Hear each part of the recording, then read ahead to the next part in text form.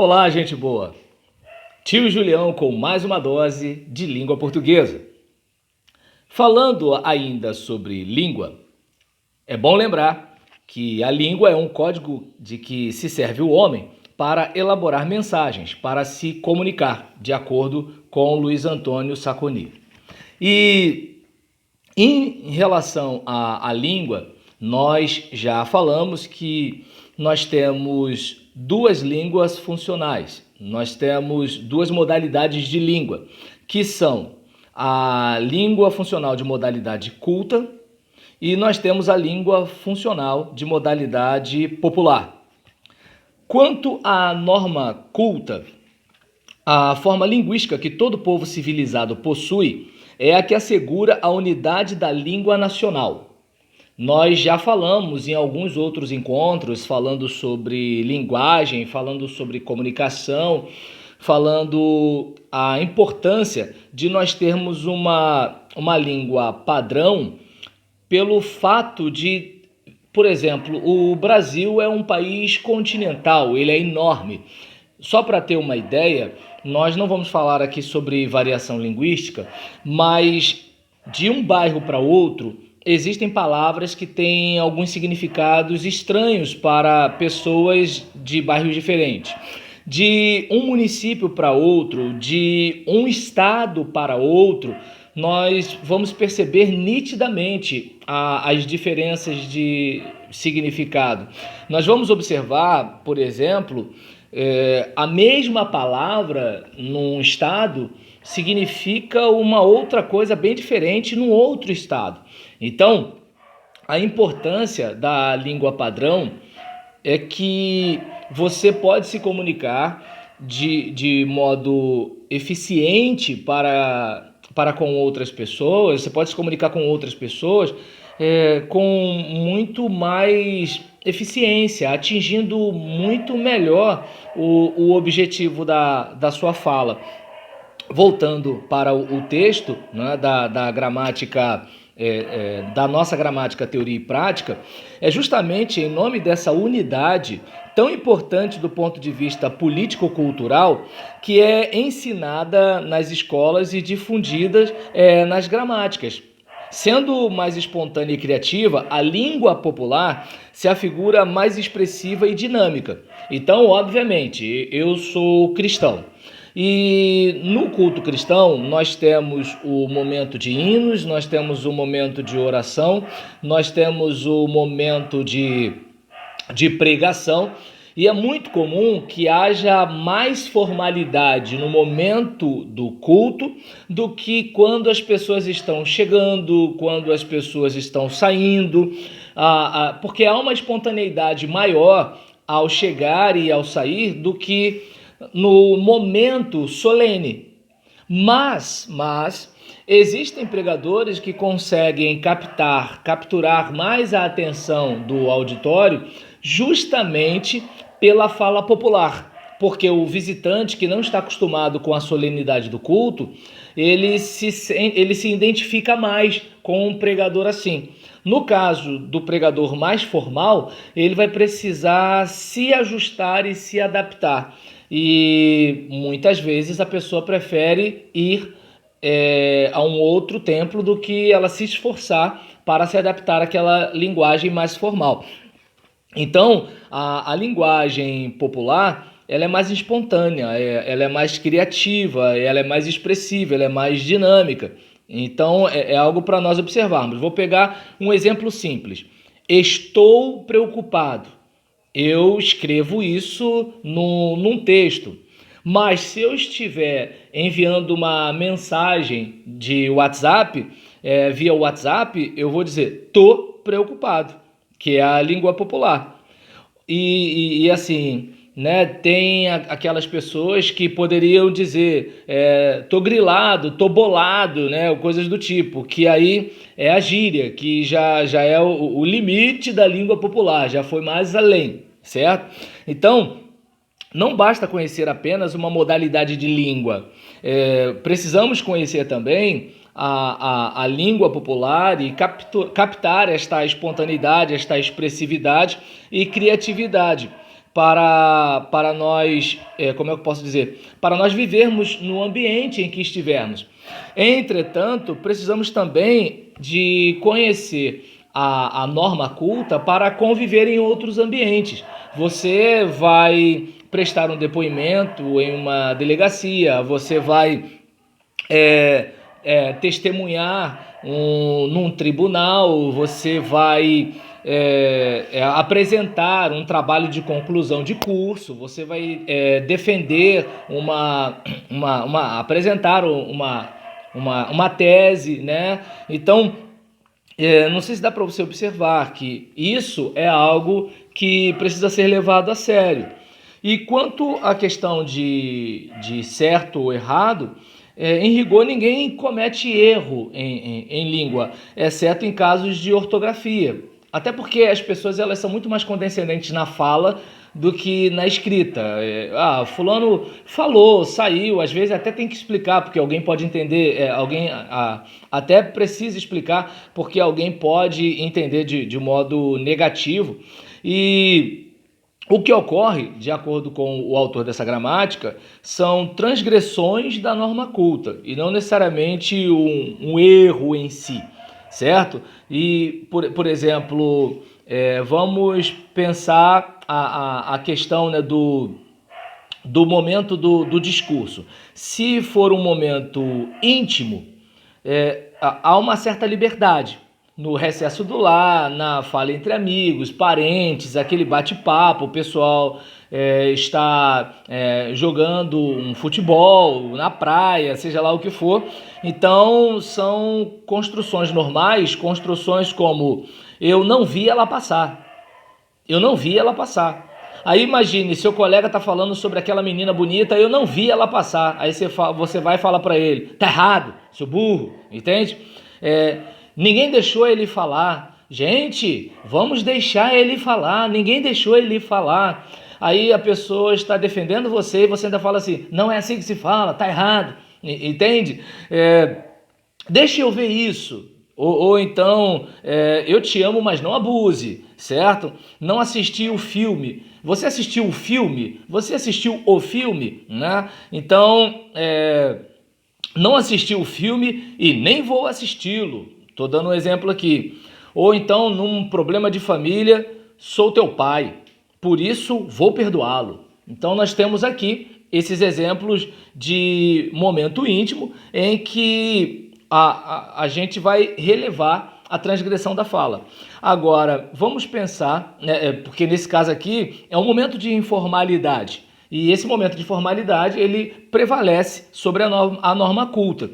Agora, no momento neutro, nós já temos um pouco mais de situação, nós temos uma situação um pouco mais monitorada, porque o momento neutro é o uso da língua padrão, que é a língua da nação. Então, como forma de respeito, tomam-se por base aqui as normas estabelecidas na gramática, ou seja, a norma culta. Então, vamos ver as mesmas construções. Lá, eu não vi ela hoje. Aí nós substituímos por eu não a vi hoje, certo? Então, eu lembro que quando eu falava com a minha mãe, eu vi ela, aí a minha mãe até brincava dizendo, eu vi ela é um beco sem cancela. Mas brincadeiras à parte, vamos seguir. Em vez de ninguém deixou ele falar, ninguém o deixou falar. Em vez de deixa eu ver isso, deixe-me ver isso. Ou então, eu te amo sim, mas não abuse, já que eu estou conjugando com a segunda, eu estou fazendo para fazer uma concordância com a segunda pessoa do singular, eu te amo sim, mas não abuses, te amo. Então, ou então, não assisti o filme, não assisti ao filme. Porque eu não estava dando assistência, ajuda, presença para alguém. Eu estava degustando, sentindo o prazer, eu estava fruindo, eu estava me divertindo a acompanhar aquela trama. Então eu estava assistindo ao filme. Não assisti ao filme, nem vou assistir a ele, porque exige preposição o verbo assistir. Neste caso de assistir, certo? Então, ou sou seu pai, por isso vou perdoar-lhe. Sou seu pai, por isso vou perdoar-lhe. Então, nós temos aqui que o momento neutro, utilizado nos veículos de comunicação de massa, rádio, TV, jornal, revista, daí o fato de não se admitirem deslizes ou transgressões da norma culta na pena ou na boca de jornalistas, quando no exercício do trabalho, que deve refletir serviço à causa do ensino. O jornal precisa ser um aliado da escola, correto? Então, nós vimos aqui a fala no momento íntimo, no momento neutro, e o momento solene já é acessível a poucos. É o da arte poética, caracterizado por construções de rara beleza. Vale lembrar, finalmente, que a língua é um costume. Como tal, qualquer transgressão ao chamado erro deixa de sê-lo no exato instante em que a maioria absoluta o comete, passando assim a constituir fato linguístico, registro de linguagem definitivamente consagrado pelo uso, ainda que não tenha amparo gramatical. Deu para perceber? Então é mais ou menos assim. Hoje está errado, mas todo mundo falando acaba virando um padrão. Então, vamos pensar em algo do tipo: olha eu aqui, substituiu olha-me aqui. Ou vamos nos reunir, substituiu pelo vamos nos reunir. Ou então não vamos nos dispersar, substituiu o não nos vamos dispersar e não vamos dispersar-nos. E tenho que sair daqui depressinha, substituiu o tenho de sair daqui bem depressa. Você viu o tenho que, substituído pelo tenho de, substituiu o tenho de. O soldado está a postos, substituiu o soldado está no seu posto.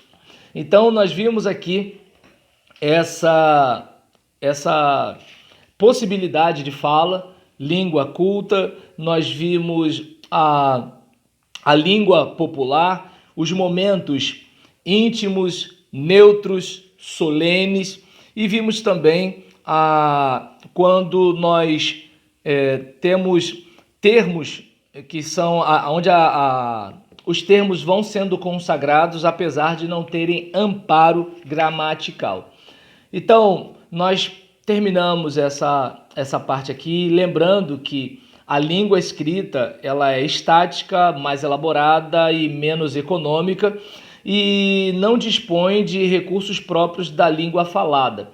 Por isso, você precisa ter muito cuidado na hora de escrever, porque é diferente de quando você fala. Falando, você gesticula, você tem uma série de fatores que vão contribuir para a sua comunicação. Na escrita, não. E isso ainda tem a ver também, tem a ver com a compreensão da outra pessoa, certo? Mas não vamos pegar aquele caminho de tá errado, tá errado, tá errado. Vamos pensar no estar adequado e vamos pensar no atingimento. Eu consegui me expressar, fulano conseguiu compreender o que eu disse. E quanto mais próximo da língua padrão, mais fácil fica para a compreensão mais abrangente. Até pelo fato de a pessoa poder recorrer a um dicionário, certo? Então a gente para por aqui e eu espero que de alguma forma você possa observar a vantagem de você aprender cada vez mais a língua portuguesa e lembrando que o mal maior da gíria, digamos assim, reside na sua adoção como forma permanente de comunicação, desencadeando um processo não só de esquecimento, como de desprezo pelo vocabulário oficial. O problema não reside em você usar a gíria, mas é de transformar a gíria em idioma, por dois motivos: desprezo pela sua língua e, segundo, de você estar falando algo que daqui a 20 anos talvez a próxima geração não compreenda, que em outra região do país outra pessoa não compreenda. Então, usada no momento certo, porém, a gíria é um elemento de linguagem que denota expressividade e revela grande criatividade, desde que naturalmente adequada à mensagem, ao meio e ao receptor. Quem é o seu público? Note, porém, que estamos falando em gíria e não em calão, certo? Então, quando as pessoas elas pensam em falar, elas precisam pensar em serem ouvidas. Isso é muito importante. Minha gente, olha, a parte de língua, de comunicação, de expressão, encerra-se por aqui. Talvez lá na frente eu prepare algum outro material, mas essa parte introdutória nós paramos por aqui. E daqui por diante nós vamos falar um pouco mais sobre fonética, fonologia, para seguir para morfologia e sintaxe, tá certo? Um forte abraço e olha, aguardo você no próximo vídeo com mais uma dose de língua portuguesa. Você se inscreveu, né? Inscreva-se, curta e compartilhe. Abraço!